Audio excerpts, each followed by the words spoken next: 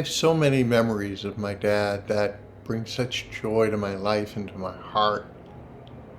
He was such an important part of my life and really a huge part of who I am as a person.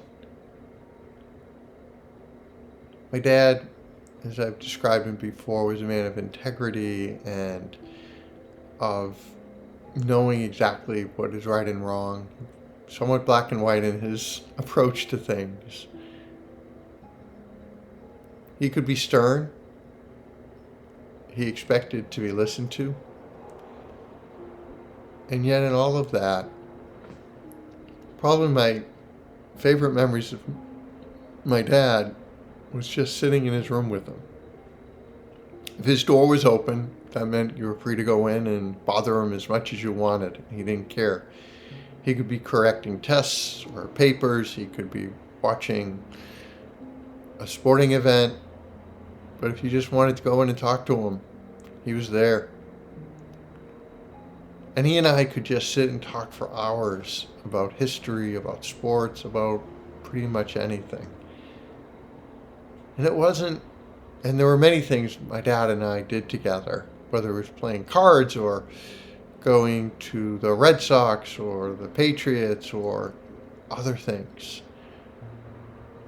All those other things we would do were fun and I really enjoyed them. But really it was just the time I sat and talked to him. Just spending time talking about the things that he and I really had a deep passion for. Again, particularly history. The level that he and I would get at times was, well, let's just say other people would kind of look at us kind of cross-eyed. And it is that which I probably miss the most. Is that time that I had with him just to talk about the things that he and I really just enjoyed talking about. And that in a real sense we couldn't talk to anyone else about. But the great thing is I will always have that memory. It will always be with me. And because of that, a big part of who my dad is just remains a part of me and always will. I miss it. Even after some more than 17 years, 18 years actually, I just miss being able to talk with him. But the funny thing is, there is that little voice in my head from time to time that I hear that I know it's sort of his voice. When I'm trying to make the right decision, when I'm trying to decide the direction I should go in, when I'm trying to figure out how best to handle a situation, I can still hear my dad trying to help me through. That connection with him will never go away. The church even tells us that the ties of friendship and affection which knit us as one throughout our lives don't unravel with death. And I truly believe that because I see that. My relationship with my dad is different, but I still have a relationship with him. It still has deep and abiding meaning for me. And my dad still, impacts the life I'm living even today.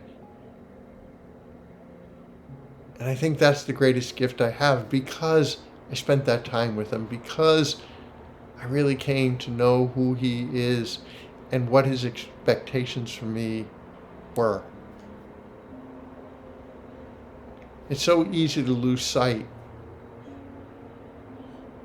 of what we have, of what the gift that another person is when they're simply gone. But if we really open our hearts to who that person has been in our lives, it really is a gift that keeps giving. And part of that is because ultimately in our faith, what we have been taught and what I know to the core of my being, I'm going to see my Father again. That is the promise of Christ. That's the promise of the cross. That's the promise of the empty tomb. It is the promise that we entered into in our baptism.